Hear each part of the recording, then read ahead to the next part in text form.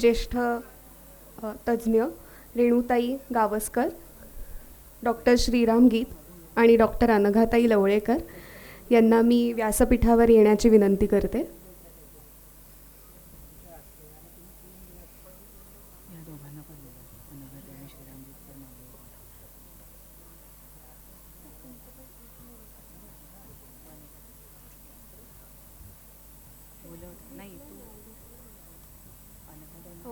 Doctor Shriram गीत sir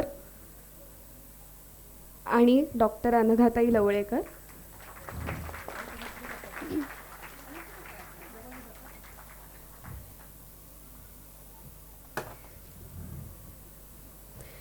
मी प्रज्ञामानस संशोधिकेच्या माजी संचालिका डॉक्टर वनिताताई पटवर्धन यांना विनंती करते की त्यांनी अतिथींचे स्वागत करावे.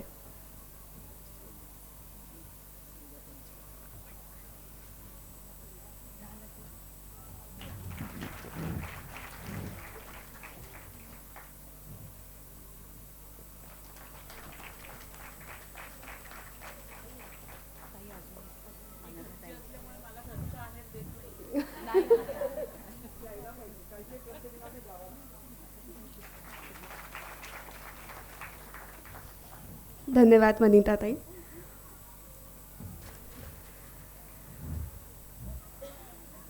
या सर्व ज्येष्ठ तज्ज्ञांचा परिचय करून देणं म्हणजे मला अगदी 10 मिनिटात 5 किलोमीटर पळून ये असं सांगण्यासारखं वाटतंय, पण मी प्रयत्न करते.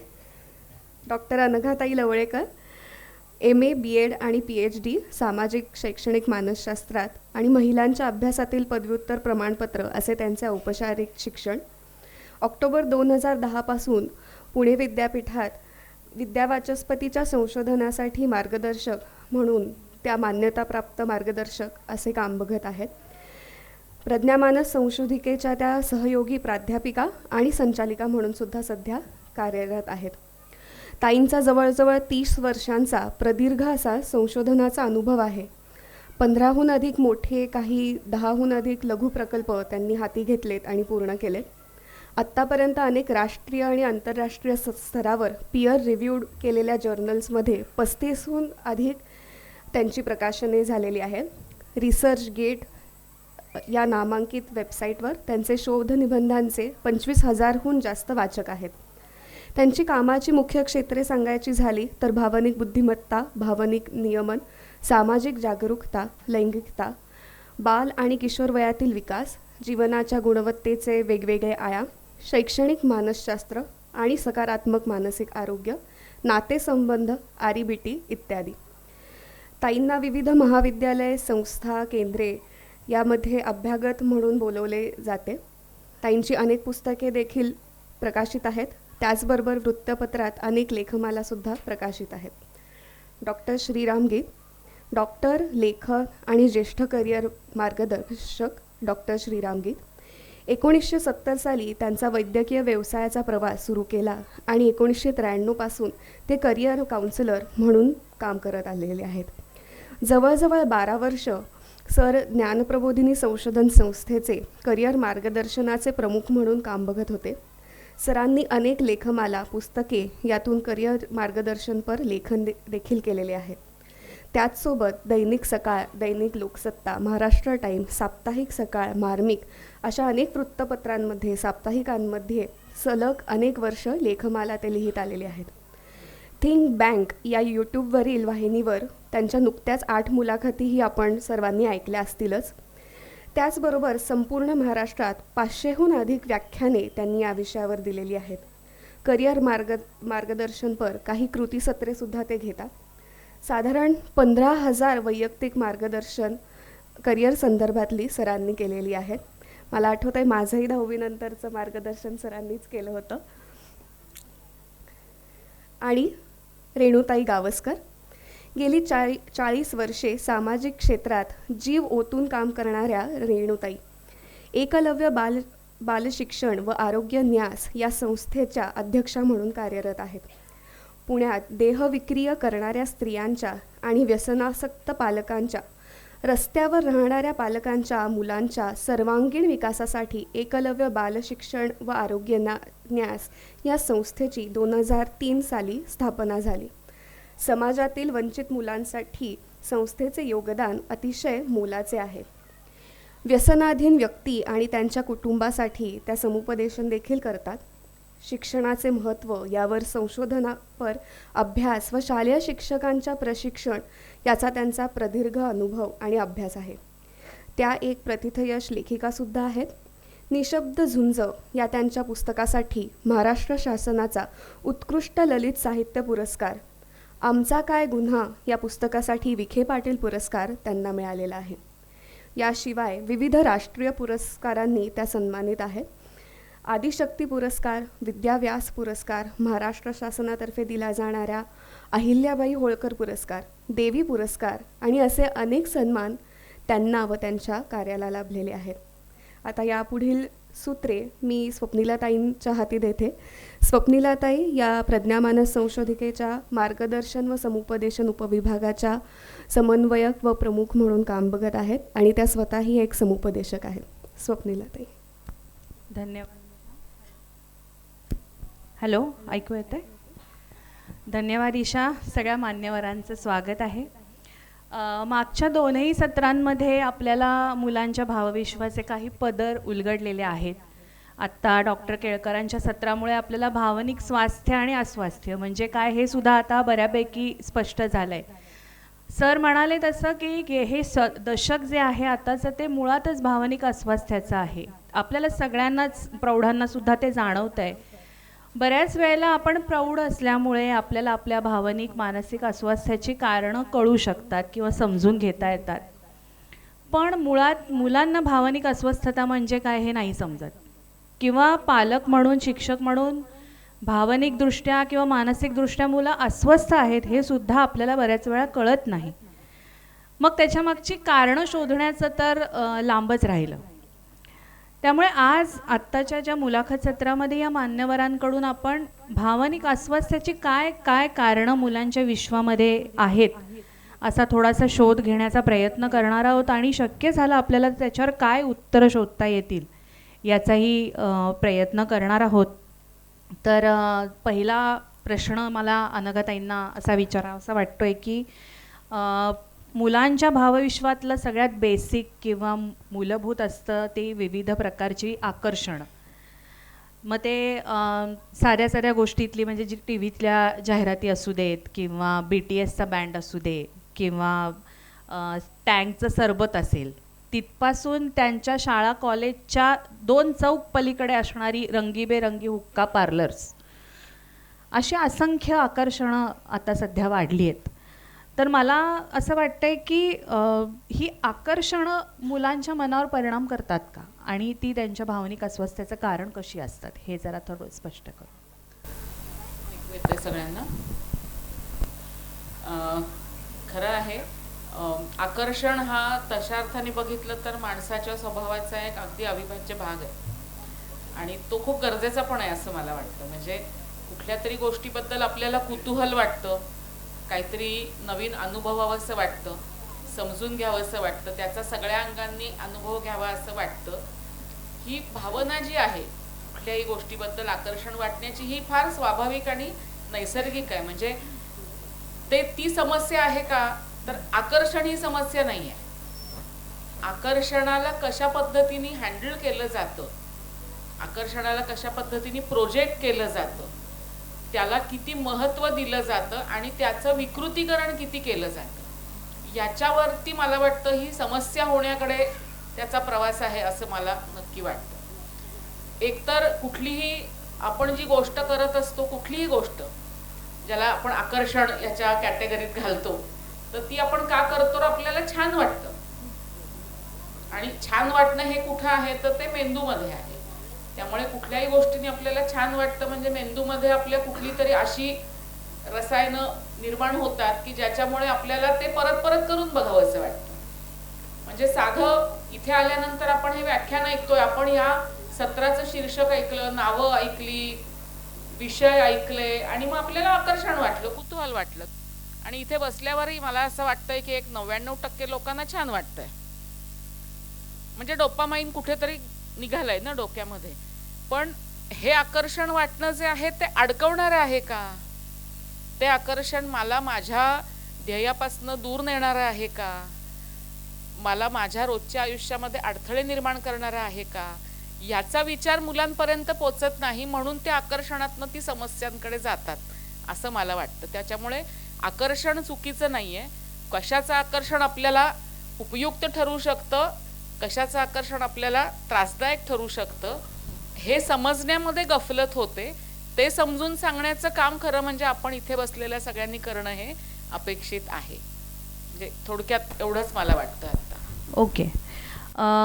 म्हणजे नक्कीच की आकर्षणांकडे आपण कसं बघतोय किंवा पालक म्हणून पण शिक्षक म्हणून पण आकर्षण वाटणं यात गैर नाही आहे, ही गोष्ट मला जास्त छान वाटते.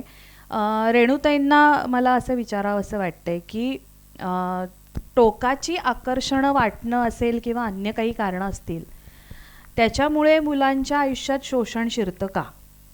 आणि दुसरा प्रश्न असा महत्त्वाचा त्यातला की बऱ्याच वेळेला शोषण म्हणजे काय हे सुद्धा क्लिअर नसतं. तर तुम्ही सांगू शकाल का की शोषण म्हणजे नक्की काय आणि एकूण ते शिरतं कसं आपल्या आयुष्यामध्ये?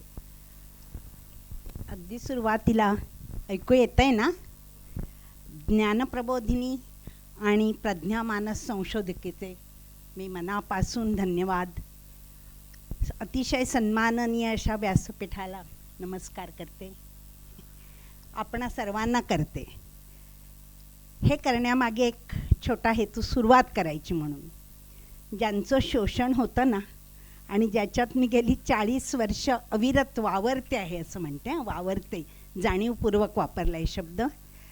तर त्या क्षेत्रातल्या बहुसंख्य मुलांना खास करून आणि त्यांच्या पाठी उभ्या असलेल्या स्त्रियांना आपलं शोषण होतंय याची मुळी जाणीवच नसते. जाणीव नाही आहे त्यांना.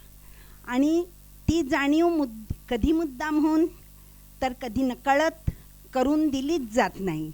आणि जोपर्यंत कदाचित आपण ही जाणीव करून देण्याचा प्रयत्न करतो त्यावेळी खूप उशीर झालेला आहे की काय असं वाटावं, इतकी भीषण परिस्थिती मी day in and day out पाहते. आत्ता जो आपला उल्लेख केला तर त्याचंसुद्धा कारण असं आहे की माझी बहुसंख्य मुलं ही कित्येक वेळा अजिबात उल्लेखाविनाच जीवन जगतात. मी त्याचं एक नेहमी उदाहरण देते की माझ्या मुलाला तू मला आवडतोस किंवा तू मला आवडतेस विदाऊट एनी रिझन, कारणाखेरीजच, असं सुद्धा म्हटलं जात नाही किंवा असं म्हणण्याचा अनुभवच त्याला येत नाही.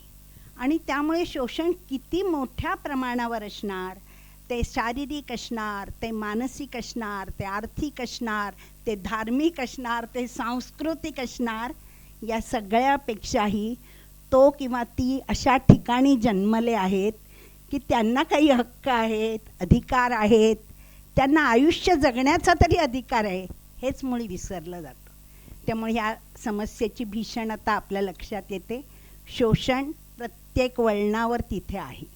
केवळ आकर्षणामुळे निर्माण होतं असं मी मुळीच म्हणणार नाही. जाणीवांचा पराकोटीचा अभाव असं मी याला म्हणते. परिस्थितीमुळे ते जास्त. आता थोडंसं वेगळ्या एका विषयावर किंवा एका वेगळ्या मुद्द्यावरती की जसं आकर्षण ताई म्हणतात तसं किंवा रेणुताई म्हणतात तसं परिस्थिती, ह्याच्या बरोबरीने गेल्या काही वर्षांमध्ये स्पर्धात्मकता हा सुद्धा आपल्या आयुष्याचा एक अविभाज्य घटक झालेला आहे. मोठ्या माणसांच्या आयुष्यात ती आहेच आहे. म्हणजे आपल्या सगळ्यांनाच जाणवत असतं की आपलं आयुष्य जरा जास्तच पळतंय फास्ट. तर मुलांना तर ती जाणीव कदाचित होत नाही, पण आपल्याला जाणवत असतं की आपण मुलांना स्पर्धेमध्ये कुठल्या ना कुठल्या तरी टाकलेलंच आहे. मग ती गुणांची असू दे, करिअरची असू दे किंवा पोझिशन मिळवण्याची असू दे की पहिलाच आलं पाहिजे किंवा जे काय सो कॉल्ड. तर मुळात स्पर्धेमुळे मुलांचं भावनिक अस्वास्थ्य वाढू शकतं का, किंवा स्पर्धा ही त्यांच्या आयुष्यामध्ये काही भावनिक ढवळाढवळ करते का, असा माझा तुम्हाला प्रश्न आहे. नमस्कार. सर्वप्रथम रेणुताईंनी सांगितलं तसं ज्ञानप्रबोधिनीच्या स्टेजवर मी 14 वर्षांनी पुन्हा येतो आहे. होम ग्राउंडवर आहे आणि मुद्दाहून उल्लेख करतो एक अर्ध्या मिनटात. फार जुनी आठवण, एक 20-22 वर्षापूर्वीची अशीच राज्यस्तरीय मोठी कॉन्फरन्स, ज्याच्यात माझे सुद्धा टीचर्स उपस्थित होते, पहिल्या रांगेत बसलेले. अशी अरेंज केली ती आणि त्यावेळेला बीजभाषण अनघाताईंनी केलं, तर मी कोपऱ्यात बसलो होतो. आज आम्ही दोघंही जण स्टेजवर आहोत आणि रेणुताईंच्या शेजारी बसण्याचा आम्हाला मान मिळालेला आहे. तेव्हा एक जुनी आठवण आली. आता तुमच्या प्रश्नाकडे. तुमच्या प्रश्नाचं उत्तर देण्यापूर्वी मी इथे एक प्रश्न विचारतो. पालक किती आहेत, सायकॉलॉजिस्ट किती आहेत, पालक म्हणून आलेले किती आहेत आणि सायकॉलॉजिस्ट म्हणून आलेले किती? पालकांनी आधी हात वर करूया. आणि अच्छा, ओके. समुपदेशक पालक म्हणून पण आलेत. आणि सायकॉलॉजी आवडते, बोलायला आवडतं म्हणून आलेले किती? मोजके. ओके. स्पर्धेची सुरुवात पालकांकडनं होते. मी मुद्दाम पालकांनी हात वर केलेला आहे. माझ्याकडे गेले 30 वर्ष मी या सगळ्या फील्डमध्ये आहे, पण मला काहीतरी करायचंय आणि त्याच्याबद्दल माहिती पाहिजे असा वर्षाकाठी फार तर एक 5 फोन येतात मुलांचे. म्हणजे मग स्पर्धेत ढकलतंय कोण? पालक. दुसरा महत्त्वाचा मुद्दा, तुमच्यापैकी पालक असलेले सुद्धा दुसऱ्याच्या एखाद्याच्या घरी जर गेले, मुलगा किंवा मुलगी दिसली की पहिला प्रश्न, तू पुढे काय करणार? याची काही गरज आहे का? ओके. हा झाला दुसरा भाग. आता स्पर्धा कशी असावी आणि किती असावी याच्याकडे आपण जरा थेट जाऊया. आत्ता जर मी असं विचारलं की तुमच्यापैकी एव्हरेस्टला जायला किती लोक तयार आहेत, ते एकही हातवर येणार नाही. आणि तुम्हाला अंटार्क्टिकावर 10 दिवस फुकट नेऊन आणतो तर सगळे हातवर येतील. दोनातला फरक लक्षात आला? मग एव्हरेस्टच्या स्पर्धेत ढकलायचं का अंटार्क्टिकाचा विचार करायचा, हा पालकांनी करण्याचा विचार आहे. लक्षात आला ना तुमच्या सगळ्यांचा फरक? पालकांची संख्या जास्त आहे आणि पालक सगळ्यात स्वस्त आहेत भाजीत. तेव्हा स्पर्धेच्या संदर्भात पालक ढकलतात. ते ढकलल्यानंतर मुलांमध्ये स्पर्धा सुरू होते. घरी आल्यानंतर जर मुलाला सातत्याने विचारलं गेलं, तुला पेपर कसा गेला, मग कोण तुझ्या वर्गात या विषयात पहिला येणार आहे, मग त्याचे मार्क किती असणार आहेत, मग तुझे मार्क किती, तर त्या स्पर्धेला खत पाणी घातलं जातं विनाकारण. शाळांनी नंबर देणं बंद केलं आहे, बोर्डांनी नंबर देणं बंद केलं आहे, पण हा प्रकार थांबत नाही. हा थांबवायला पाहिजे का? त्याची कारणं आणि उपाय नंतर शेवटच्या ह्याच्यात मी बोलणारच आहे.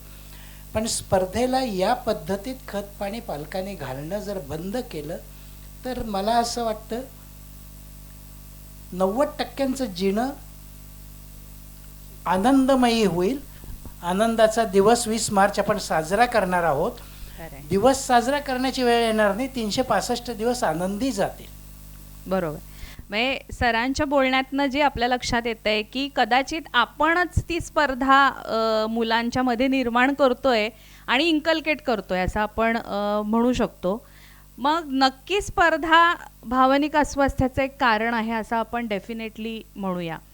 अनघाताईंना मला असं विचारावं असं वाटतंय की आकर्षण असायला पाहिजेत. बरोबर. म्हणजे आकर्षण हे नैसर्गिक आहे. मला आठवते की माझ्या लहानपणी सुद्धा काही ठराविक आकर्षणं असायचीच की सिनेमातल्या काही गोष्टी असतील किंवा बाहेर मिळणाऱ्या काही छोट्या छोट्या पेप्सी कोल्यासारख्या. पण आत्ताची आकर्षणं ढवळाढवळ फारच जास्त करतात किंवा त्याच्यामुळे मुलं भलत्या मार्गाला जात आहेत किंवा तर त्याच्या मागे तुम्हाला काय कारण वाटतंय? म्हणजे मला जे एक मध्ये असं वाटत होतं की आकर्षणं पूर्वी खूप असली तरी उपलब्ध असायची असं नाही. म्हणजे बरोबर आहे. म्हणजे आकर्षणांचे पण वयाचे टप्पे आहेत. म्हणजे कुठल्या वयाला कुठल्या गोष्टीचं कुतूहल मुलांना वाटणं त्यांना मदत करणारं असू शकतं. त्या वयाला ते एक्सपोजर मिळणं आणि ते आकर्षण किती एंटरटेन करायचं, किती प्रमाणात त्या व्यक्तीला त्याचा काय अनुभव घेऊ द्यायचा किंवा उपभोग घेऊ द्यायचा, याच्यावरचं नियंत्रण, या दोन्हीच्या बद्दलचा जो आपण म्हणतो तो सारासार विचार हा कमी झाल्यामुळे, म्हणजे सकाळी जेव्हा सलीलजी सांगत होते आणि मला खरंच ते ऐकताना खरंच अंगावर काटा आला की 3 वर्षाचं मूल पुस्तक हातात दिल्यानंतर स्क्रीनसारखा त्याचा मोठा करण्याचा प्रयत्न करतो आहे, याचा अर्थ ते कंडिशनिंग किती झालेलं आहे. म्हणजे जे आपण मानसशास्त्रात नेहमी म्हणतो की unlearning is more difficult than learning, तर आकर्षणांच्या बाबतीत मला असं नेहमी वाटतं की खूप लहान वयामध्ये कुठल्या गोष्टींचा मुलांना आपण अनुभव उपभोग घेण्याला परवानगी द्यायची, आणि ती जर का एकदा आपण बस आपली हुकली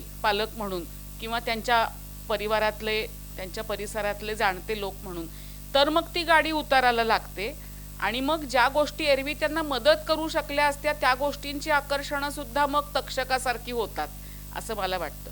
आता ह्यातल्या काही गोष्टी अशा आहेत आकर्षण वाटणाऱ्या की त्या खरं तर कधीच मुलांच्या अनुभवाला येऊ नयेत किंवा कुठल्याच वयामध्ये त्यांनी त्याच्याकडे वळू नये, पण मग त्या आकर्षणांच्या बाबतीत सुद्धा नकळत आपण आपल्या सगळ्या ह्याच्यामधून त्यांना त्याच्या विंडोज ओपन करून देत असतो का, किंवा त्याच्याविषयी पुन्हा सकाळी जो संवादाचा मुद्दा आला तो संवाद आपण कशा पद्धतीने करतो याच्यावरती मुलं त्या आकर्षणाच्या मार्गावर जातील किंवा नाही जाणार हे अवलंबून आहे.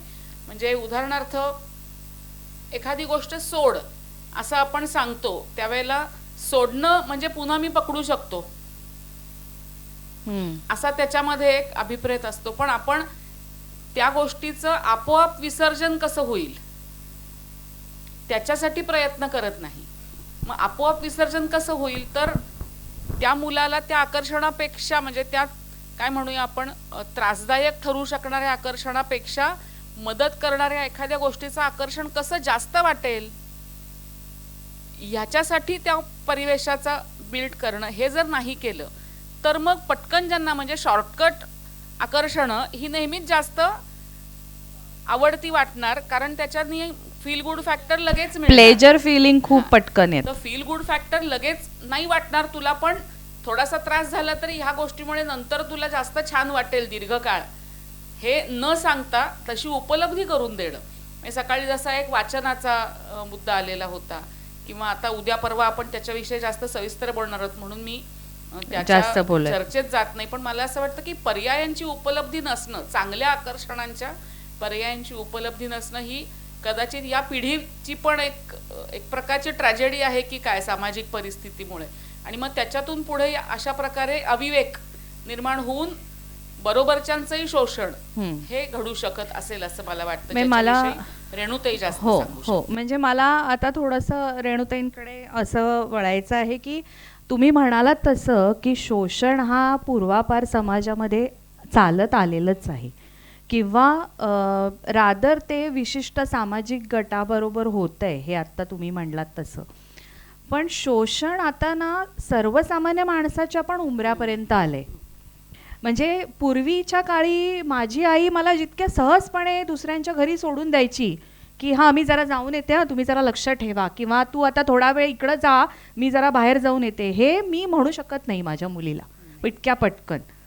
आणि मला हे खंत आहेच, जाणवतेच आहे की किंवा सहजपणे बाहेर माझं मूल खेळतंय आणि लक्ष नाही ठेवलं तरी चालतं, आजूबाजूचे लोक लक्ष ठेवतायत, इतकं सहज सुरक्षित असं वाटत नाही आहे. तर तुम्ही यावर काही प्रकाश टाकू शकाल का, किंवा तुम्हाला काय वाटतं याबद्दल? आता अनघाताई आणि सर बोलणार आहेत. थोडंसं जे डिप्रायव्ड ज्याला आपण म्हणतो वंचित, तर त्यामध्ये मला पॉझिटिव्हिटीकडे म्हणजे सकारात्मक जे काही फायदे आपल्याला मिळतात. आता मी खूप मुलांबरोबर म्हणजे 40 मुलांबरोबर कुडाळला राहते. खूप मोठा परिसर, 2-2.5 एकर जमीन, खूपच झाडं, अशी सगळी निसर्गाची अनुकूलता आम्हाला आहे. एखाद्या उदाहरणाने शोषणाची दुसरी बाजू मी स्पष्ट करते. आमच्याकडे आलेलं प्रत्येक मूल हे कमालीचं शोषित आहे, कमालीचं.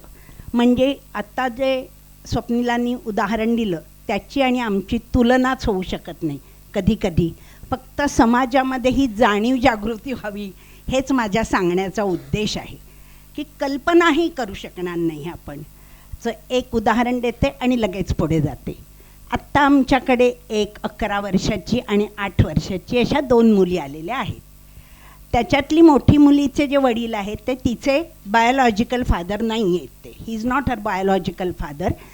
दुसऱ्या वडिलांनी जे काही केलेलं आहे तिच्याशी, जे शारीरिक अत्याचार झाले आहेत त्याची बळी पडून मग CWCकडून ती आमच्याकडे आलेली आहे. धाकटी जी 8 वर्षाची मुलगी आहे तिनं हे शोषण संपूर्णपणे पाहिलेलं आहे. आणि जी आई आहे त्यांची ती इतकी ह्या नवऱ्याच्या मारामुळे विकलांग आहे की तिला दुसरीकडे सुरक्षिततेच्या दृष्टीने ठेवलं गेलं आहे. वडिलांना अटक झालेली आहे. असं ते 4घांचं कुटुंबचित्र आमच्याकडे आहे. आता सकारात्मकतेकडे कसं वळतं हे मी सांगते. ती मुलगी जेव्हा आली आणि तिच्याबद्दल आम्हाला CWCने आधीच मी आणि माझी मुलगी यांचा एक इंटरव्ह्यू झाला. त्यांना आम्हाला हे सगळं सांगितलं गेलं की असं असं आहे. मग ती मुलगी आली. आता प्रत्येक दिवशी मी जिकडे तिकडे जो कठडा आहे तिथून ह्या मुलीला बघत असे, तिच्या नकळत मी तिला बघत असे. तर 8 दिवससुद्धा गेले नाहीत आणि ती हसायला लागली, खेळायला लागली, जणू काही हे मध्ये घडलंच नाही. मी अतिशय आश्चर्यचकित झाले. म्हणजे ज्याच्यातून ती दररोज 2 वर्ष गेलेली आहे ती मुलगी, त्याच्यावर तिनं मात कशी केली हेच मला समजेना. म्हणजे माझ्या बुद्धीला हे आकलनाच्या पलीकडे होतं की ह्या शोषणावर तिने विजय तरी कसा मिळवला असेल. ती मुलग्यांशी बोलते, ती आमच्या सगळ्यांशी बोलते, खूपच खेळते आणि अभ्यासात ती खरोखरच इतरांच्या मानाने तिची मजल फार पुढे आहे. नंतर माझ्या असं लक्षात आलं की एक जो ग्रुपचं राहणं आहे ना, आता यांनी जे सांगितलं त्या कुटुंबातल्या एका मुलीविषयी सांगितलं की त्या नाही इंटरेस्ट करू शकत, अनघा नसेल करू शकत, तुम्ही नसाल करू शकत, एकटी मुलगी.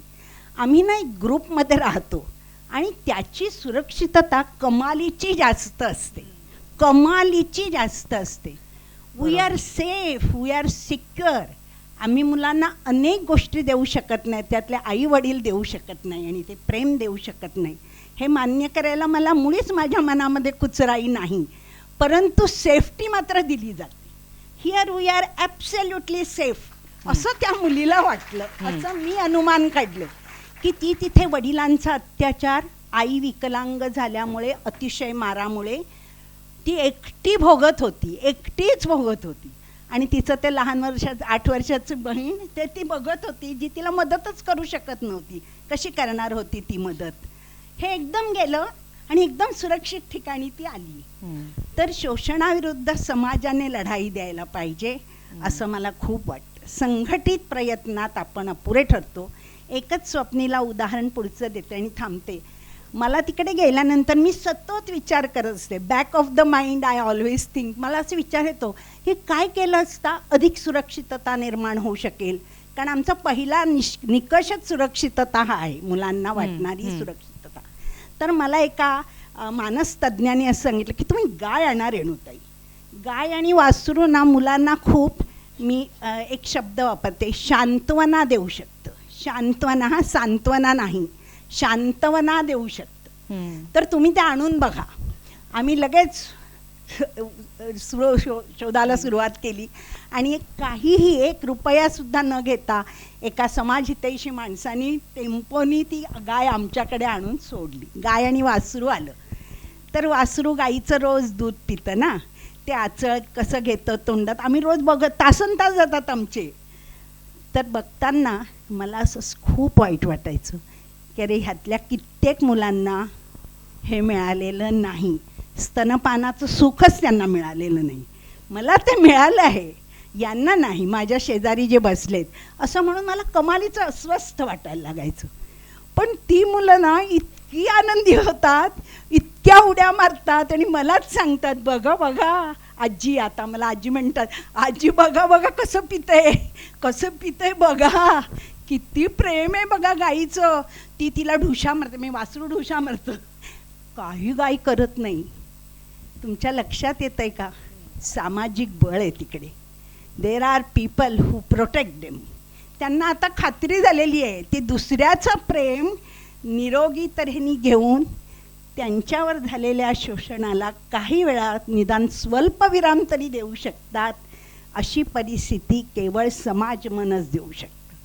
हे शोषण आपण थांबवणार आहोत की नाही, हे शक्य आहे की नाही, तर त्याचं उत्तर स्पष्टपणे आज जे समाजचित्र आपल्याला दिसतंय ना, स्पष्टपणे उत्तर नाही असं आहे. हे जे अत्याचार होत आहेत त्यांनी स्तंभित होऊन जावं, माणुसकीलाच तिलांजली मिळाली की काय असं वाटून कमालीचं खिन्न व्हावं, अशी परिस्थिती वास्तव निश्चितच आहे. परंतु यावर उपाय तुम्ही आणि आम्ही बसलेलं संवेदनशील समाजमन काढू शकलं तर निदान त्याची तीव्रता कमी होईल. आणि गाय आणि वासरू दूध कसं पितं याचं सुद्धा एक मनोहर चित्र मुलांपुढे. म्हणजे मला एवढंच सांगायचं होतं, at the back of the mind if you think and think continuously right there is a right. म्हणजे शोषण थांबवण्यासाठीचे उपाय इतके सहजपणे ताईंनी आत्ता उदाहरणातून सांगितले की जे आपल्या कदाचित समाजामध्ये सर्वसामान्यामध्ये आपल्यामध्ये कमी झालेत, की ते जे संघटन आहे पूर्वी जे सहजपणे होतं आपल्या अगदी मनाच्या आतमध्ये, की आपला एकच वाडा आहे, आपण सगळे एकाच फॅमिलीचे मेंबर आहोत किंवा काय, जे आपण कदाचित आत्ता अपार्टमेंटमध्ये गेलो आहे, बंगल्यांमध्ये राहायला गेलो आहे आणि ते कदाचित ते संघटन आपलं मनातलं कमी झालं आहे की काय, असं थोडंसं मला वाटतं की सेफ्टी किंवा सुरक्षितता निर्माण करायची. तर ताई म्हणल्या तसं सगळे एकत्र आहोत, मग मुलांना का ती एकत्रता किंवा का ती सुरक्षिततेची भावना जाणवणार नाही आणि कदाचित पालक शिक्षक म्हणून ती आपल्यामध्ये सुद्धा आपण रुजवू शकू असं वाटतंय. थोडंसं मी सरांकडे परत जाईन एक वेगळा अँगल घेऊन, की सरांनी सांगितलं तसं स्पर्धा मुलांसाठी नुकसान देणारी आहे, हे बरोबर आहे. पण स्पर्धात्मक सामाजिकता जी आहे आजूबाजूची, तर ती स्पर्धात्मक सामाजिकता योग्य आहे की नाही, किंवा कारण स्पर्धा तर थोडी असायला पाहिजे. जर स्पर्धा काढूनच टाकली तर कदाचित मोटिवेशन वरती परिणाम होईल. पण मग तो बॅलन्स आपण कसा साधायचा, की स्पर्धात्मकता राहिली पाहिजे पण ती जीवघेणी नाही ठरली पाहिजे, की त्याच्यामुळे आपल्याला पूर्णच अस्वास्थ्य निर्माण झालं आणि आपण वेगळ्याच दिशेला मुलांना नेलं, असं न होता त्यातली काही सकारात्मकता कशी टिकवून ठेवू शकू, असं काही सांगू शकाल का? सगळ्यात पहिल्यांदा मी एक उल्लेख असा करतो की रेणुताईंनी सांगितलेलं शोषण हे हॉलमध्ये बसलेल्या प्रत्येकाच्या संदर्भात सुद्धा तितकंच खरं आहे. म्हणजे त्यांच्याकडे जे दिसतंय ते इथे शोषणामध्ये शारीरिक शोषण असं आपण जे गृहीत धरतो तसं नसून मानसिक शोषणाकडे मी येतो. मग मानसिक शोषणाकडे जर यायचं असेल तर एक सगळ्यात पहिला आणि महत्त्वाचा मुद्दा, क्लास कोणचा लावायचा. माझ्या मित्राने अमका क्लास लावलाय, तो 6 लाखाचा आहे, तो माझ्या वडिलांना परवडत नाही. दुसरा टप्पा. तिसरा टप्पा, क्लास परवडत नाही म्हणून मला वेगळं काहीतरी शिकायला लागतंय. लक्षात येते ना. त्याही पलीकडे जाऊन नवरा बायकोमधला डिस्कॉर्ड, आई वडिलांच्या मधला. वडील म्हणतात मुलांनी ITतच जायला पाहिजे आणि आई म्हणते आणखीनच काहीतरी करायला पाहिजे. हा जर डिस्कॉर्ड असेल तर त्याचा परिणाम सातत्याने मुलांवर व्हायला लागतो. सकाळी सलील इथे बोलला. सलील आपल्याला कोण म्हणून माहिती आहे? संगीतकार म्हणून माहिती आहे, गायक म्हणून माहिती आहे, गीतकार म्हणून माहिती आहे, सगळ्यांना सगळं माहिती आहे. पण सलीलचा मुलगा इंग्लिशमध्ये गातो आणि इंग्लिश गाण्यांचे प्रोग्राम करतो हे इथे बसलेल्या कोणाला माहिती आहे का? त्यांनी सांगितल्यावर कळलं असेल. अगदी बरोबर आहे. मग हे करायला परवानगी कोणी दिली? सलीलने दिली ना. हा महत्वाचा मुद्दा आहे ना. जर परवानगीच दिली नसती तर काय झालं असतं? माझ्यासारखंच कर, मी तुला नेतो, बुवांकडे नेतो, अमक्याकडे नेतो, सुरेशवाड कोणाकडे घेऊन गेला असतं ना. तर तुम्ही क्लास लावून काहीतरी घडतं या भूमिकेतनं पहिल्यांदा बाहेर या. वेगळ्या शब्दात सुरुवात आपण कुठे केली? एव्हरेस्टला जायला कोणी तयार नाही, अंटार्क्टिकावर जायला मात्र तयार आहेत. माहीत नसलं तर सांगतो, अमेरिकेत कंपन्या आहेत, युरोपमध्येही कंपन्या आहेत. $1 लाख द्या, वय वर्ष 70 असेल तरीसुद्धा एव्हरेस्टवर धडपडत नेऊन आणतो. लक्षात आलं? हो. धडपडत नेऊन आणतो. आता ज्याची हौस आहे तो जाईल. लिटरली जाहिरात देऊन कंपन्या. पण मग सगळे अमेरिकन आणि सगळे युरोपियन जातात का? नाही जात. पण आपण हे करायला जातो. काय करायला जातो? सगळ्यात अवघड परीक्षा कोणची असेल? कोणी उत्तर दिलं आणि ते बरोबर दिलं तर मला प्रचंड आनंद आहे. बोला. हा, सिव्हिल सर्व्हिसेस. UPSC. नाही, 100% चूक आहे. बोला.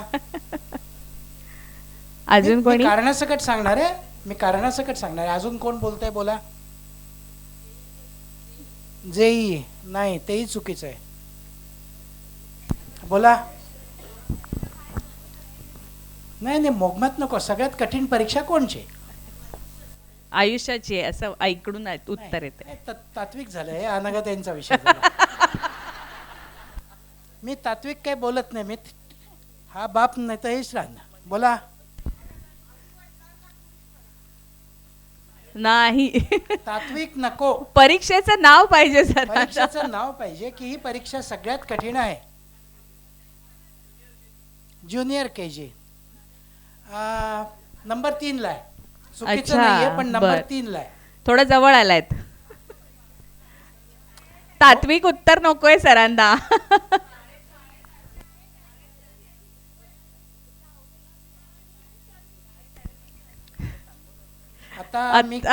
आता मी सगळ्याची कारणासकट सांगतो. नाही, हे सगळं गोलमोल झालं. आत्मपरीक्षण करा, स्वतःला ओळखा, आनंद घ्या, लुटा वाटा. हे सगळं हे सब गोलमाल आहे भाई. UPSC ची परीक्षा 21 ते 32 देता येते. भरपूर चान्सेस आहेत ना. काय अडलंय का? सगळ्यांचं स्वप्न काय MBA करायचं म्हटलं की कॅटचा क्लास लावायचा आणि IIM ला जायचं. IIM ला 40व्या वर्षीही जाता येतं आणि 23व्या वर्षी पण जाता येतं. आणि IIM झाल्यानंतर सुद्धा UPSC देणारे अनेक आहेत. मुद्दा लक्षात येतोय? तुम्ही JEE म्हणलात. JEEच्या संदर्भात जागा किती आहेत? 16,800. जागा किती आहेत? 16,800. परीक्षा टफ आहे का? टफ आहे. किती वेळेला देता येते? 2दाच देता येते. सगळ्यात कठीण परीक्षा आहे ती म्हणजे नीट. अर्धवट वयाचा मुलगा आहे, मॅच्युरिटी नाही आहे, 12वीत झालेली आहे. संपूर्ण महाराष्ट्रात MBBS साठीच्या जागा आहेत फक्त 6,200. संपूर्ण महाराष्ट्रात. आता माझा प्रश्न असा आहे, इथे बसलेल्या जागरूक पालकांना, प्रबोधिनीचं सेशन 2 दिवस ऐकायला आलेल्या पालकांना जर ही माहिती नसेल तर त्यांचंही शोषण कोणीतरी करतंय ना. मग आकाश लावायचा का? युक्ती लावायचा का? बाकलीवाल लावायचा का? क्लासेसची यादी मला सगळी पाठ आहे. सगळ्यांच्या बरोबर मी डायसवरच बसलेलो आहे. आणि कोण काय काय करतं त्यांचा निकाल लागल्याच्या नंतर 2 दिवसात माझेही उलटे फोन जातात आणि जाहिराती देण्यापूर्वी सुद्धा ते कॉन्टॅक्ट करतात. मूळचा मुद्दा, जाहिरात वाचून आपण पोराला का ढकलतो? मग अगदी मी सोपा प्रश्न विचारतो. मला 8वीतल्या आईचा फोन येतो. IITचा क्लास आमच्या वर्गातल्या सगळ्यांनी लावला आहे.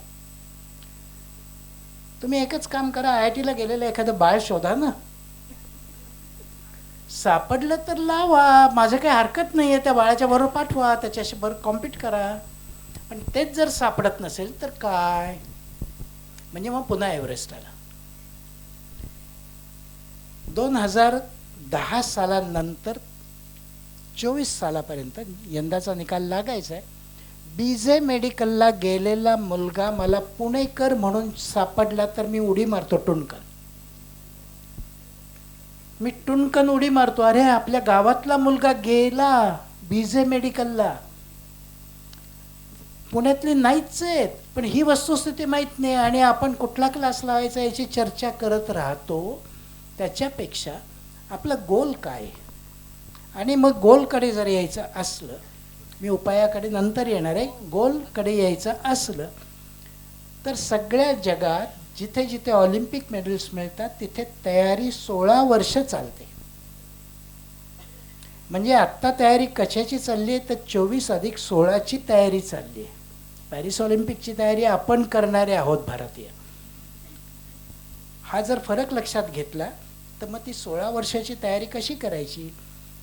मग आपले विषय कोणचे, आपल्या विषयातला आवडता कोणचा आहे, मग ते झेपतंय का, आणि मग त्याच्यातनं काय काय करता येतं. तुमच्या माहितीकरता सांगतो, माझा विश्वास, तुमचा कोणाचाही विश्वास बसणार नाही माझ्या वाक्यावर. कोणताही विषय सांगा, त्या विषयातनं उत्कृष्ट स्वरूपाचं तुम्हाला अचीव करता येतं, पण याच्यावर पालकांचा विश्वास राहिलेला नाही आहे. स्टेममधनंच मिळतं, MS मधनंच मिळतं, अमेरिकेला गेलं की स्वर्गच मिळतो, अशा ज्या काही कल्पना आहेत याच स्पर्धेतनं आणि शोषणातनं पुढे जातात. ज्या दिवशी तुमची कार्यक्रम पत्रिका आली ना तेव्हापासून रात्री झोपेत सुद्धा मी 3च शब्द गोततोय: आकर्षण, स्पर्धा, शोषण. आकर्षण, स्पर्धा, शोषण. मला सकाळी जाग येते तेव्हा फक्त शोषणात येते आणि रात्री झोप येते ते आकर्षणात येते. म्हणजे मला सरांचं बोलणं ऐकून असं वाटलं की पालक म्हणून आपल्याला जी आकर्षणं वाटत आहेत ती आपल्या मुलांच्या शोषणाची कारणं आहेत की काय. मला खूप वाटतंय की माझ्या मुलांनी अमेरिकेला जायला पाहिजे. मला असं वाटतंय की नाही, माझ्या मुलांसाठी बाकलीवालचाच क्लास असला पाहिजे. म्हणजे काल असं नाही, मागच्या आठवड्यातलंच उदाहरण देते. माझी दोन्ही मुलं मराठी शाळेमध्ये शिकतात. तर मला एकाने असं म्हटलं की एवढा मोठा अन्याय करतेस तू त्यांच्यावर. म्हटलं काय झालं. त्यांना आता नीट आणि JEEला जायचं असेल तर कसं जाणार मग ते. म्हटलं करतील ना त्यांचं, ते किती हार्डशिप करायला लावशील तू त्यांना. आता तो भाग जाऊ दे. तर म्हणजे मी असं म्हटलं की हार्डशिप करू दे ना मग. तर माझ्याकडे असं बघितलं गेलं की काय कामातून गेलेली बाई आहे ही. मुलांना हार्डशिप करायला चालेल असं म्हणते, पण बऱ्याच वेळेला आपल्याला ज्या गोष्टींचं आकर्षण वाटतंय त्यामुळे आपण मुलांना भावनिक अस्वास्थ्यामध्ये आणि शोषणामध्ये ढकलत नाही होत ना, असं जरा विचार करायला पाहिजे. तिसरा ताईंना मध्ये, हां ओके.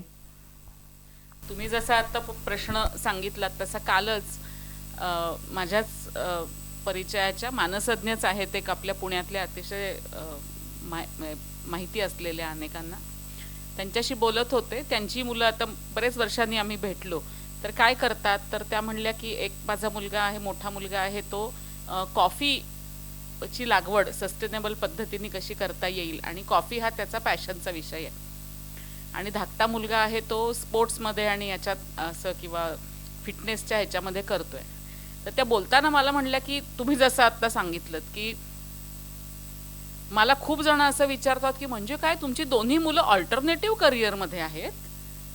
म्हणजे एक डोक्यामध्ये असं की काही करिअर्स ही मेन स्ट्रीम करिअर्स आहेत आणि काही करिअर्स ही अल्टरनेटिव्ह करिअर्स आहेत. आणि मग alternative careers is equal to non payable jobs, is equal to not समाधान, किंवा is equal to long term commitment आणि नो प्रोडक्टिव्हिटी वगैरे वगैरे. तर मला थोडंसं असं वाटतं की ह्या सगळ्या स्पर्धात्मक विचारशैलीमुळे, आणि जी सर तुम्ही जरी म्हणत असलात 11वी 12वी तरी मला असं वाटतं की ती 5वी 6वीतच सुरू होते. कारण आमच्याकडे आम्ही बघतो की अतिशय उत्तम चालू असणारा आमचा प्रज्ञा प्रबोधन वर्ग 8वी मध्ये एकदम शुकशुकाट व्हायला लागतो. कारण मग काय तर जिथून आपल्याला खरं पोषण मिळतं आहे, वैचारिक पोषण मिळतंय, भावनिक पोषण मिळतंय, त्याच्यापेक्षा मार्क पोषण कुठे होईल, होण्याची शक्यता आहे, होईल असंही माहिती नाही आहे गॅरंटीनी. तर तिकडे मुलांना पाठवायचं. आणि मग ते करत असताना नकळतपणे पुन्हा मगाशी सरांनी सांगितलेला मुद्दा खूप महत्त्वाचा आहे की आपण मानसशास्त्रात नेहमी म्हणतो आयडियल सेल्फ आणि रिअल सेल्फ. तर रिअल सेल्फ आणि आयडियल सेल्फ ह्याच्यामधली जशी जशी दरी वाढायला लागते तसा तसा ताण वाढायला लागतो. ताण वाढायला लागला आणि तो कसा विझवायचा, तो ताण कसा कमी करायचा हे जर का आपण बोलतच नसू मुलांशी कधी, तर तो विझवण्यासाठी आकर्षणं आहेतच ना आजूबाजूला. मग त्याच्या पकडीमध्ये मुलं सहज जातात. मग सिगरेट ओढून बघावीशी वाटते, मग दारू पिऊन बघावीशी वाटते, मग हुक्का पार्लर जावंसं वाटतं. कारण त्यांना असं वाटतं की इतर मित्र ते करायला जातात आणि त्यांना बरं वाटतं. म्हणजे ही एक फॉल्स इमेज जी आहे ह्या सगळ्या नकारात्मक आकर्षणांची, त्याचं एक प्रतिष्ठित रूप मुलांच्या मनामध्ये तयार व्हायला लागतं असं मला वाटतं, आणि त्याच्यातून शोषणाची शक्यता वाढते. कारण मग मी अवेलेबल करून देते स्वतःला शोषणासाठी, वेगवेगळ्या प्रकारच्या, मानसिक असेल, आर्थिक असेल, भावनिक असेल, शारीरिक असेल. त्यामुळे मला असं वाटतं की खरं तर हे तिन्ही मुद्दे हे खूप जास्त एकमेकांशी जोडलेले आहेत. खरंय. रेणुताईंना काही बोलायचं आहे? मला सरांनी असं आत्ता म्हटलं की जे उदाहरण मी दिलं त्या प्रकारचं शोषण सर्वसामान्य समाजामध्ये सुद्धा अनेकदा होत असतं.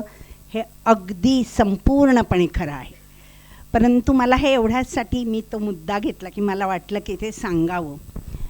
म्हणजे मला माझं लहानपण जेव्हा आठवतं वेगळ्या अर्थाने, तेव्हा माझा जेव्हा पहिला नंबर येत नसे तेव्हा आई मला फटके द्यायची. आणि माझी आजी नेहमी माझं संरक्षण असं करायची. म्हणजे जो समाज मनाचं सांगितलं, ती कारवारीतून असं म्हणायची आमची भाषा, अगो ते पास झाले मुगो, कित्याबद्दल तू गो ओरडतेस का, पास झाली तुझी मुलगी. तर ह्या एका वाक्याने आईच्या शोषणापासून माझं जे संरक्षण झालं आहे ते मी कधीही विसरले नाही. आजी पदाला माझ्या मते इतका मान आहे ना. आजी म्हणजे, मला जर कोणी विचारला आजी म्हणजे कोण, तर रक्षण करणारी व्यक्ती, असं एकच उत्तर मी नेहमी देते. तर हे एक पहिला नंबर आणि माझा रंग याविषयी माझ्या आईला वाटणारी अतोनात खंत. मी हे एवढ्यासाठी सांगते की यातून बाहेर पडायला मला 50 वर्ष लागली सर. आपला पहिला नंबर आला पाहिजे म्हणून आपल्या मुलांचा आला पाहिजे. त्यामुळे माझ्या आणि माझ्या मुलांमध्ये कायम संघर्ष राहिला, कारण त्यांचा पण येत नव्हता पहिला नंबर. हे एक.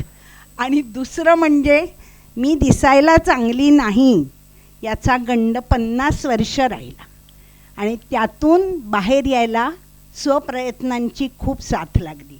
आत्ता मात्र सरांनी मला विचारलं तर मी म्हणेन हो मीच सुंदर आहे म्हणून. मला अगदी खात्री आहे की मी सुंदर आहे याची. हे एवढ्यासाठीच सांगितलं की जे मगाशी जो उल्लेख केला, जी मुलं माझी आहेत आणि ती संख्येने कमी नाहीत, मिलियन्स जे सहन करतायत हे सगळं.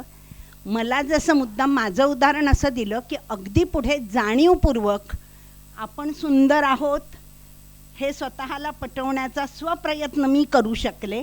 कारण माझं वाचन असेल, माझी आजूबाजूची सांस्कृतिक परिस्थिती असेल, पहिल्या नंबरची व्यर्थता, वैयर्थ्य मला समजलं असेल.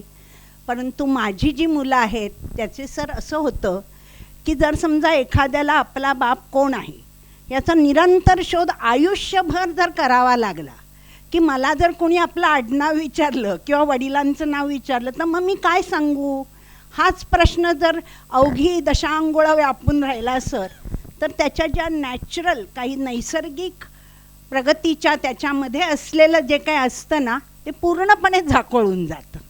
म्हणून मी मगासपासून समाज मनाला इतकं मोठं व्हावं लागेल की तुम्ही जर तुमचं आडनाव सांगणार नसाल तर मी कधीही चुकूनही विचारणार नाही, कारण त्याच्याशी माझं काही कर्तव्यच नाही आहे.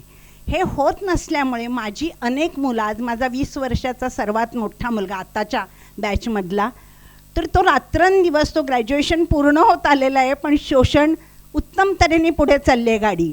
पण शोषणाची अवस्था बघा कुठली आहे की जर समजा आपल्याला 20 वर्षानंतर घरी जावं लागलं तर आपण कुठे जायचं. आणि कधीतरी कॉलेजमधले लोक विचारतात की तुझे वडील कुठे असतात, आई काय करते, तर ते आपल्याला अजिबात सांगता येत नाही, ताबडतोब पळून यावं लागतं. ही जी शोषण आहे ना, हे शोषण वरवर तितकं जीव घेणं वाटत नाही, पण त्या व्यक्तीला मात्र ते संपवत असतं, कायमचं कुरतडत राहतं. अशी मुलं सहवासात असल्यानंतर शोषणाचा अर्थ अधिक जास्त होत कळत जात. आता मी थोडंसं मुलाखतीच्या एका शेवटच्या ह्याच्या टप्प्यापर्यंत येते आणि मी तिघांनाही हा कॉमन प्रश्न विचारणार आहे की रेणुताईंनी सुरुवात केली त्यामुळे मला असं वाटतंय की शोषण असो किंवा विविध आकर्षणांपायी होणारं असो किंवा स्पर्धात्मकतेमुळे असावं, भावनिक अस्वास्थ्य होतं आहेच समाजामध्ये, ते निर्माण होतच आहे.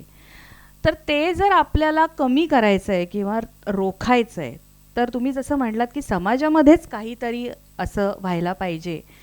तर मी असा प्रश्न विचारीन की ते कसं कमी करता येऊ शकेल आणि विविध सामाजिक घटकांची त्यात काय भूमिका असायला पाहिजे, हे आपण इथं जर स्पष्ट करू शकलो तर इथे बरेच जण समुपदेशक आहेत, काम करणारे आहेत मुलांबरोबर, तर ते त्या दिशेने पुढे आपलं काम नेऊ शकतील असं मला वाटतंय. तर प्रत्येकानेच याला उत्तर द्यावं असं वाटतंय मला.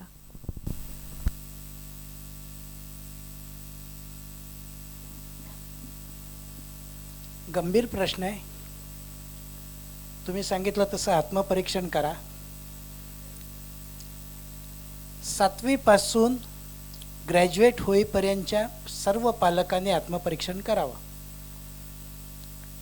मूल घरी आल्यानंतर जेवलास का, कॉलेजात गेलास का, पिरियड्स झाले का, मार्क किती मिळाले, मित्र भेटले का, कॅन्टीनला गेलास का, खर्च किती केलास, डबा खाल्लास का, याच्या पलीकडे 5 वाक्य दिवसाकाठी बोलणारे आईबाप मला सापडत नाहीत. तुम्ही आत्मपरीक्षण करा. मी कोणावर दोषारोप करत नाहीये. ज्या मिनिटाला याच्या पलीकडे संवाद सुरू होईल,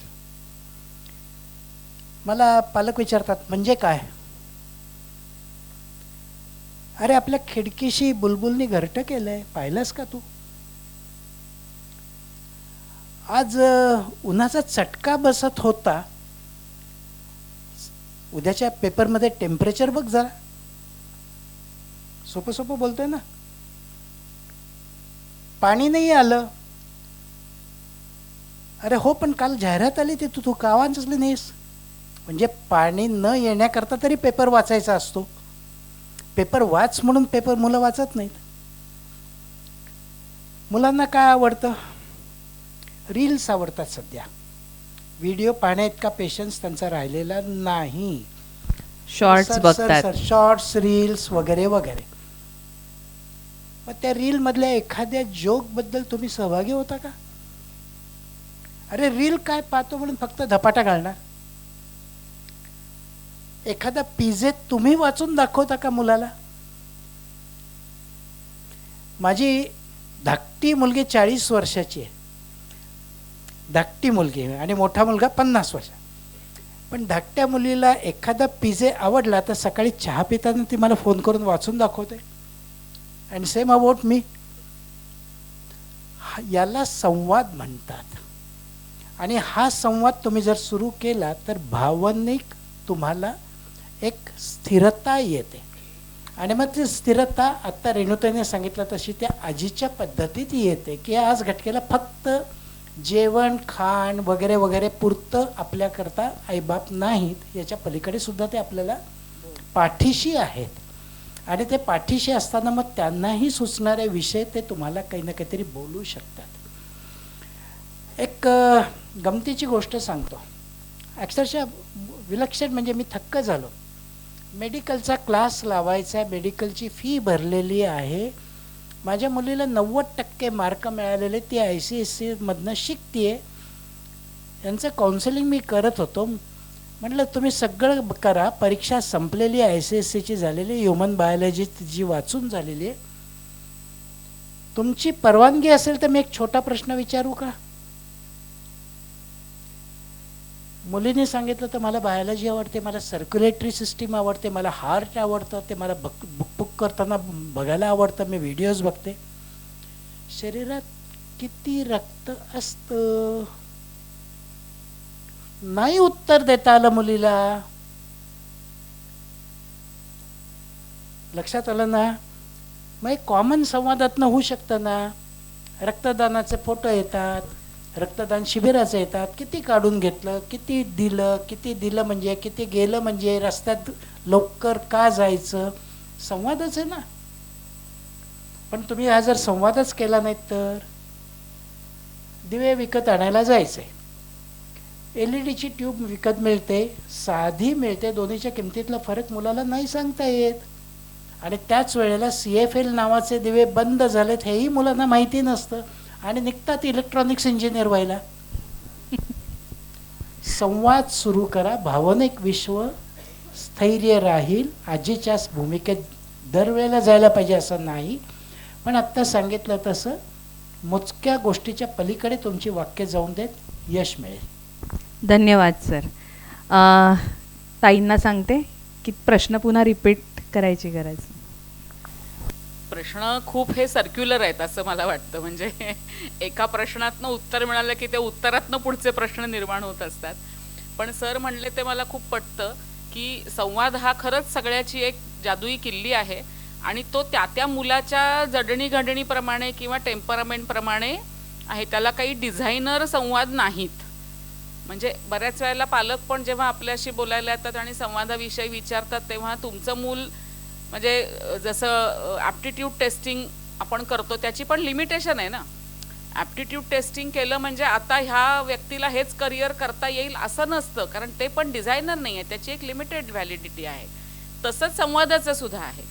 नाहीतर मग काय की त्याच्या स्केलअप म्हणजे कॉपीज निघाल्या असते आणि AI जसा भराभरा आपल्याला निबंध लिहून देतो तरीसुद्धा AI हा मानवी ब्रेनशी कॉम्पीट करूच शकत नाही, कारण त्याची जी काही युनिकनेस आहे ती क्रिएटिव्हिटीमध्ये आहे, ती त्या ओरिजिनॅलिटीमध्ये आहे. तसा पालक मुलांचा संवाद हा ओरिजिनलच असायला लागतो की माझ्या मुलाची टेम्परामेंट काय आहे, कशी आहे, त्याच्याशी मी कसं वागीन बोलीन. आकर्षणाच्याच संदर्भात फक्त एक मी नोंदवते की आत्ता असं लक्षात येतं की मुलांची आकर्षणाविषयक भाषा भयंकर सुपरफिशियल आहे. म्हणजे काल मला एक असेच खूप ज्येष्ठ कार्यकर्ते एका संस्थेचे व्हाईस चेअरमन ते भेटले आणि ते म्हणले की अहो ते तुमची सत्र आमच्या शाळेमध्ये घ्यायला पाहिजेत. आता पुढच्या जूनमध्ये आम्ही योजतोय प्रशिक्षण शिक्षकांचं, कारण 1ली-2री मधली मुलं म्हणे चिठ्ठ्या पाठवतायत की I love you, I want to have sex with you वगैरे. तर मी त्यांना म्हटलं की अहो ठीक आहे, मुलांना ते शब्द कळलेत, आता त्या शब्दांचं माझ्या आयुष्याशी काय रेलेव्हन्स आहे हा लगेच कळला असेल असं नाही आहे. त्याच्यामुळे पण पॅनिक होणं आणि लगेच आता आपण हे लगेच मुलांना शिकवलं पाहिजे मग 2रीपासून त्यांना हे शिकवायला नको आहे. म्हणजे कुठल्या गोष्टी कुठल्या वयामध्ये शिकवायच्या, सांगायच्या आणि कशा समजावून सांगायच्या ह्याचं सुद्धा काहीतरी विचारपूर्वक ते केलं तर मग या आकर्षणाच्या सगळ्या गोष्टींना मुलं तोंड देऊ शकतील. नाहीतर आपणच विनाकारण ओव्हर एक्सपोज करतो असंही होईल. बरोबर. मला एक गमतीचं फक्त हे सांगते की आम्ही आमच्या ह्याच्यात नेहमी तो विनोद म्हणून सांगायचो की 2 मुलं गप्पा मारत असतात आणि एक त्याच्यातनं भरकन जाऊन एक मुलं आईला विचारतं की आई मी कसा झालो ग तुला. तर आईला भयंकर टेन्शन येतं की आता ह्याला मी कसं सगळं सांगू वगैरे. म्हणजे मी तर त्या मुलाला असं एकदम वाटतं की आपल्या मित्राने आपल्याला काहीतरी सांगितले आणि आपण व्हेरीफाय करून घ्यायला पाहिजे. तर आई म्हणते की आता ह्याला कसं सांगू, पण मग ती धीर करून विचारते की तुला असं का विचारावं असं वाटलं.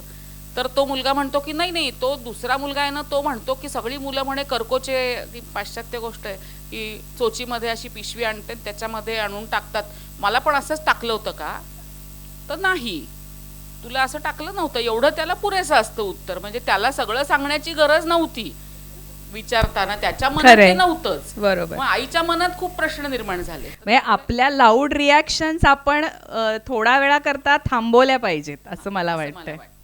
आणि कुठली आकर्षणं मुलांना कुठल्या टप्प्यामध्ये आनंदाची असू शकतात हे आपणच शोधून ती आकर्षणं शेप करावीत असं मला वाटतं. की ती मुलांना वाटली पाहिजेत याच्यासाठीचे वातावरण निर्मिती करणं, तर त्या चांगल्या आकर्षणांमध्ये मदत करू शकणाऱ्या आकर्षणांमध्ये मुलं स्वतःहून गुंतून जातील आणि मग ही बाकीची सायडिंगला पडतील असं एक मला वाटतं. मला थोडंसं मगासपासून एक मुद्दा वाटतोय की मुलांमध्ये जी आकर्षणं म्हणून त्यांना इंट्रोड्यूस होतात ती बऱ्याच वेळेला मोठ्या माणसांना पण असतात. म्हणजे त्यातून ती म्हणजे आपण पण थोडंसं त्यात आपली भूमिका काय असायला पाहिजे की माझी आकर्षणं मी पहिली कशी काय म्हणू एडिट करू किंवा ते पण एक विसर्जन असं म्हटलं मगाशी की माझी चुकीची आकर्षणं मी विसर्जित करत नाही तोपर्यंत माझ्या मुलांच्या समोर योग्य पद्धतीचं मॉडेलिंग येणारच नाही. काशी सलील कुलकर्णींनी जे उदाहरण दिलं की ज्या माणसाच्या घरामध्येच बार असतो त्याला असं वाटत असतं की प्रत्येक फंक्शनमध्ये बार हा कंपल्सरी आहेच, पण ज्याच्या घरामध्ये म्हणजे ज्याच्या विश्वामध्ये बार नावाची गोष्ट नाहीच आहे त्यांना ते जाणवणारच नाही ना की ते असायला पाहिजे अशा पद्धतीने. पालक कशाचं समर्थन करतात हे मुलांना समजतं आणि मग ते समर्थन आपल्या फायद्यासाठी कसं वापरायचं आहे त्यांना फारच चांगलं समजतं. आणि मग ते त्या पद्धतीने वापर करू शकतात. आणि जर का त्याच्यामध्ये डिस्क्रिपन्सी दिसली की मला वापरायला नाही म्हणतायत, स्वतः मात्र वापरतायत, तर मग त्याला मित्रमंडळी चोरून करणं आणि ह्या सगळ्यामुळे अधिक बळकटी मिळते. त्यामुळे मुळात पालकांचा स्वनियंत्रण आणि विवेकी विचार हा खरं तर आवश्यक आहेच. अगदीच तो झिरपत जाईल मुलांपर्यंत अशी अपेक्षा आणि करूया. समजा नाही झिरपला तरी पालक समजून घेऊ शकतात की हे स्लिप असू शकते आणि ती स्लिप मी समजून घेतली तरी सुद्धा त्याच्यातून बाहेर पडायचे मार्ग असू शकतात. बरोबर. रेणुताईंना मी मगाशी तुम्ही अनेक उदाहरणांमधून सांगताच आहात की शोषण थांबवायचं आहे किंवा शोषण कमी करायचं आहे किंवा त्याची तीव्रता कमी करायची आहे, तर आपली काय भूमिका असावी. पण थोडं थेट जर उत्तर देऊ शकला तुम्ही आपल्या लोकांना तर ते जास्त बरं पडेल. मला काय झालंय, सर मला सारखं काहीतरी देतातच आहेत.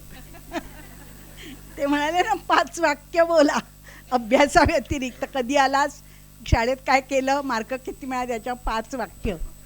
तर आम्ही एक मालक नको पालक व्हायचा कार्यक्रम घ्यायचो. त्याच्यामध्ये आम्ही लोकांना पालकांना म्हणायचो, मला वाटलंच होतं, याचं एक सकारात्मक वाक्य करा.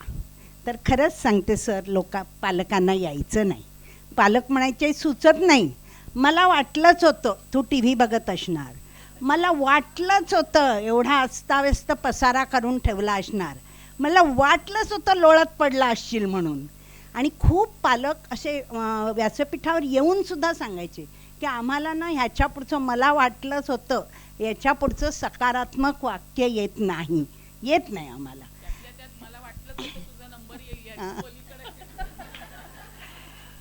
तर मला वाटलंच होतं, विषय संपलेला आहे, तरी मी तुला सांगतच होते. तर सर मला असं वाटतं की त्या 5 वाक्याचा जो पहिला भाग आहे ना, तो अतिशय जाणीवपूर्वक निवडावा लागतो. मला वाटलंच होतं, आईचा हसरा चेहरा, जितकं वाक्यांना शब्देविना संवाद, शब्दांशिवाय संवाद असतो. The way you look at the child, तुम्ही बघितलं कीच त्याला पुढचं कळतं काय पुढे काय येणार आहे. कितीतरी मुलं माझ्या सहवासात येणारी मला सांगतात की आम्ही पुढचं काय ऐकतच नाही, इथून इथे जात असतं, कारण आम्हाला माहिती असतं. तर मी खूपदा पालकांना असं सांगत असे की तुम्हाला उपदेश करायचा जरी असला ना, तरी त्याच्यामध्ये व्हरायटी तरी आणा.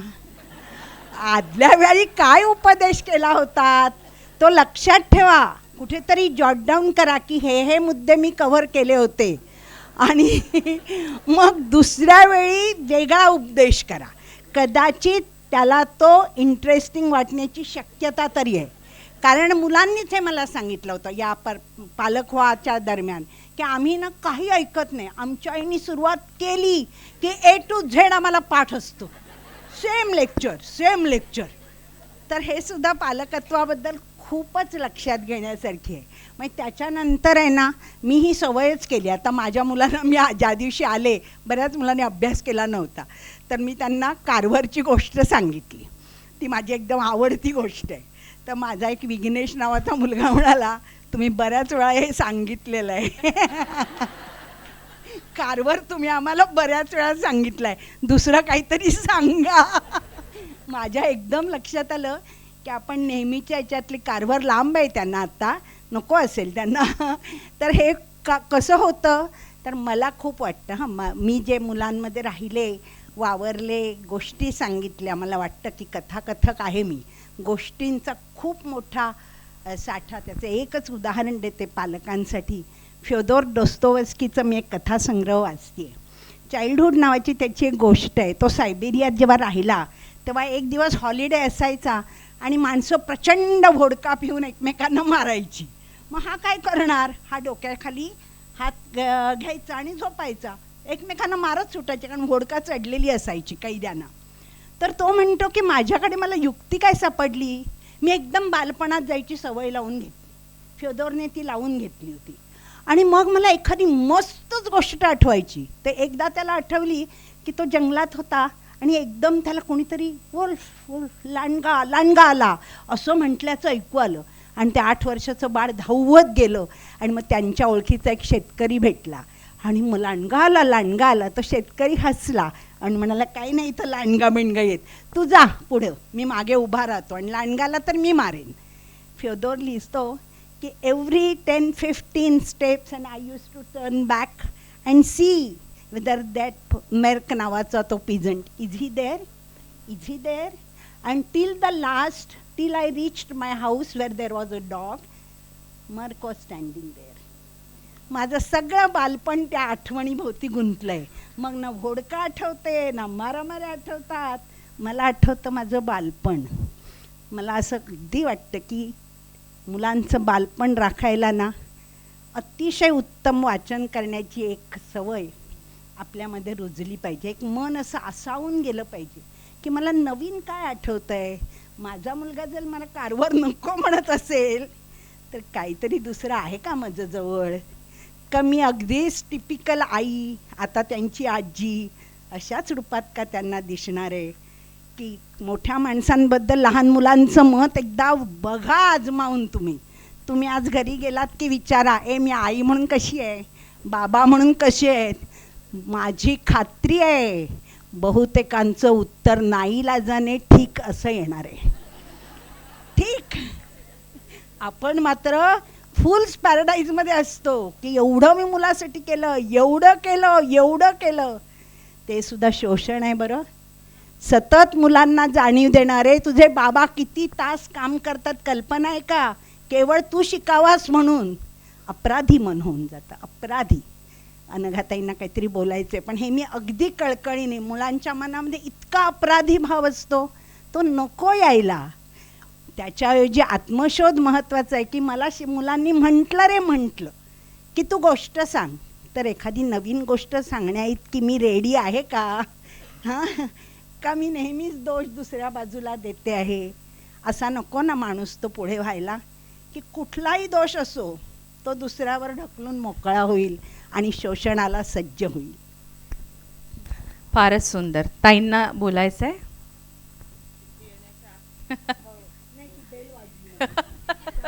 नाही, मी आहे इथे, अजून बेल नाही वाजणार.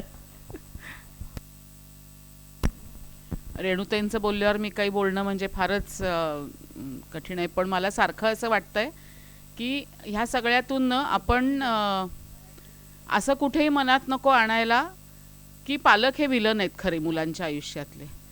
कारण मला असं माहिती आहे की बऱ्याच वेळेला अशा आपल्या सत्रांमधून पालकसुद्धा खूप खच्ची होतात आणि त्याची गरज नाही आहे असं मला वाटतं. कारण आपण सुद्धा धडपडतच पालकत्व शिकत असतो. त्यामुळे जसं कुठल्याही शिक्षणाच्या प्रक्रियेमध्ये मला 4 गोष्टी आल्या तर 2 गोष्टी येत नाही आहेत. प्रश्न फक्त मला 2 गोष्टी काय येत नाही आहेत हे समजून घेण्याच्या आहेत, त्याचा स्वीकार करण्याच्या आहेत. आणि ह्या 2 गोष्टी मी कधीतरी शिकणार आहे, शिकू शकते, आणि त्या शिकण्यासाठी मला मुलाची मदत घ्यायला लागली तरी मी घेईन, असा मोकळेपणा असण्याची असं मला वाटतं. त्याच्यामुळे समुपदेशक असो किंवा पालक असोत किंवा अभ्यासक असोत, कोणीही आपण मुलांच्या अनुभव विश्वामधले प्रौढ आहोत, तर आपण त्यांच्यापेक्षा 4 गोष्टी नक्की जास्त समजून घेतलेल्या असतात याचाही आपल्याला आत्मविश्वास हवा. तो आपण त्यांच्याबरोबर कसा शेअर करतो आणि हळूहळू त्यांना त्या आत्मविश्वासाकडे कसं अलगदपणे आणू शकतो असा विचार केला तर मग ही स्पर्धा, शोषण आणि आकर्षण ही सगळी जी काही ट्रॅप्स आहेत त्या ट्रॅप्सपासून आपण त्यांना वाचवू शकतो असं मला वाटतं. सरांना काही भर घालायची असेल थोडक्यात तर. काही विशेष नाही, शेवटी जरा रिलॅक्स होण्याकरता फक्त एकच गोष्ट सांगतो. ज्यांची मुलं 10वी 11वी 12वीत आहेत त्यांनी या बाकीच्या सगळ्या मी कसा जन्मलो वगैरे गोष्टी विसरून जा. एक सनातन गेल्या 60 वर्षात घडणारा जोक आहे. त्या मुलाच्या अभ्यासाचं किंवा त्या मुलीच्या अभ्यासाचं सगळं पूर्ण बट्ट्याबोळ करायचं असेल तर फक्त शेजाऱ्याने एक वाक्य बोलावं, तो बघ तुझ्याकडे बघतोय. वा. मला कल्पना आहे की ही मुलाखत अजून 2 तास पण आरामात चालू शकते, पण आपल्या सगळ्यांना घड्याळाचे काटे पण खुणावत आहेत आणि पोटातले कावळे पण खुणावत आहेत. एक शेवटचं अर्ध मिनिट फक्त ताईंना बोलायचं आहे, त्याच्यानंतर आपण हा मुलाखतीचा कार्यक्रम थांबवणार आहोत आणि पुढच्या सूचना मग आता ईशाकडे सुपूर्द करणार आहे. त्याच्या अगोदर ह्या 3ही अत्यंत बिझी असणाऱ्या लोकांनी व्यस्त म्हणजे इतकं व्यस्त आहे की रेणुताई खास एवढ्या एका कारणासाठी सिंधुदुर्गवरनं आलेल्या आहेत आपल्या सत्रासाठी. त्यामुळे तिघांनाही मी मनपूर्वक धन्यवाद देते की या सत्रासाठी त्यांनी वेळ काढला. रेणुताईंचं झाल्यानंतर आपण इथेच थांबणार आहोत. अगदी खरंच 1 मिनिट घेते, पण आता सिंधुदुर्गहून मी आल्यामुळे मला 1 मिनिट जास्त दिलं गेलं आहे. इतक्या लांबून आले. अजिबात खच्ची करण्याचा उद्देश नव्हता. आपण एकत्र आलो आहे आणि समजा जर आपल्या होणाऱ्या काही गफलतींकडे आपण अधिक चांगल्या दृष्टीने पाहू लागलो तर ते it's always for the betterment. मला एवढंच सांगायचं आहे की अल्बर्ट आईन्स्टाईनचं एक वाक्य माझ्या आयुष्यावर खूप परिणाम करून गेलं. अल्बर्ट आईन्स्टाईन म्हणतो की सबंध आयुष्य म्हणजे काय हो, मी जसा इथपर्यंत आलो, मोठा झालो, जे काय मिळवलं.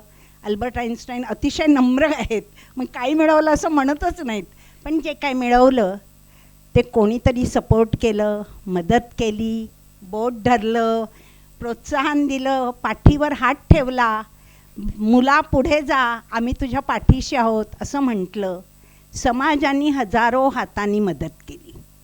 मग आता मी जेव्हा एका विशिष्ट पोझिशनला आलो आहे तेव्हा माझं काम काय, माझं आयुष्य म्हणजे उर्वरित भाग जो काही मला दिला गेलेला आहे.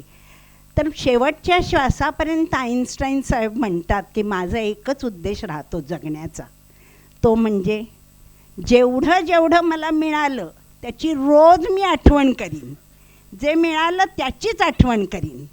आणि मग म्हणेन, स्वतःला सांगेन की अरे बाप रे, एवढं घेतलं आहेस तू, परत द्यायलाच पाहिजे की. मग ते देताना तेवढंच कशाला देतो आहेस, आणखीन थोडं जास्तीचं दे ना तुझं घालून. आणि परतफेड शेवटच्या श्वासापर्यंत करणं, that is life, that is life.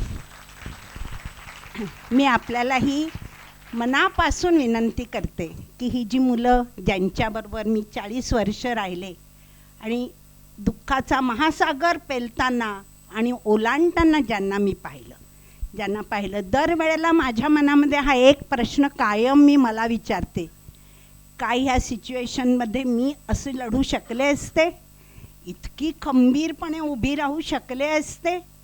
छोट्या छोट्या गोष्टींनी आमचा प्याला दुःखाचा असं म्हणणारे आपण त्या जगात राहणारे. माझे डोळे उघडतात दरवेळी आणि माझं मन मला उत्तर देतं की नाही, तू ही लढाई नसती लढू शकलीस. तेवढी ताकद परिस्थितीने असेल कदाचित, तुझ्यामध्ये नाही आहे. त्या वेळेला माझं मन मला सांगतं की अरे मग आईन्स्टाईननी मला काय शिकवलं, जितकं म्हणून घेतलं 10 हातांनी नाही 100 हातांनी मी घेतलेलं आहे, त्यातलं तेवढंच नाही काही तर परत देऊया. आपल्यापैकी प्रत्येकजण इथून आत्ता जेवायला जाताना जर निश्चय केला की किती मार्ग आहेत हो, तेवढा फक्त एक मार्ग. वाढदिवस करायची वेळ आली आणि माझ्याच मुलांना तारीखच माहीत नाही, दिनांकच माहीत नाही. मग आम्ही एकदम युक्ती केली की आम्ही सगळ्यांनी दिनांक ठरवून टाकले, आपापले दिनांक. आमच्या सगळ्यांकडे आता दिनांक आहेत आपल्या वाढदिवसाचे. पण कुठलाच पालकाला आम्ही कधी तुमच्यापैकी माझ्यापैकी केक कट करायला देत नाही. आम्ही म्हणतो एकाचा वाढदिवस होऊच शकत नाही, सगळ्यांचा वाढदिवस. आणि मग मुलांना आम्ही विचारतो की अरे हे आजोबा इकडे आले आहेत आणि मला विचारतायत की माझा वाढदिवस तुम्ही करता का रेणुताई, तुमची मुलं करतील का. जबाबदारीच्या जाणीवेनी मूल किती मोठं होऊन जातं. फक्त जबाबदारी द्या. ह्या आजोबांचा वाढदिवस घरी होत नसेल असं त्यांना वाटतं, असं ते मागून सांगतात, बहुतेक घरी होत नसेल. आजोबा आम्ही तुमचा करतोय वाढदिवस, खरं खर्चाचा सगळा वाटा यांनीच उचललेला आहे, पण ते कशाला मुलांपर्यंत पोहोचवता.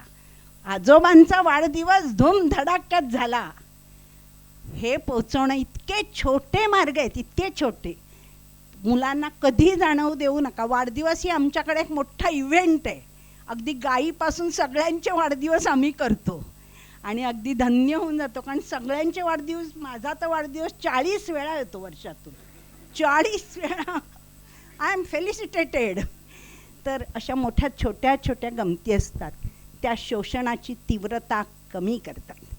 हे सगळं, ही सगळी मुलं मोठी होऊन मेनस्ट्रीममध्ये यायची असेल जिथं न त्यांना कोणी आडनाव विचारणार, न त्यांचा भूतकाळ बघणार, न पार्श्वभूमी तपासून बघणार, असं जर खरंच एक मनोहारी चित्र आपल्याला समाजाचं करायचं असेल तर वी शुड बी रेडी.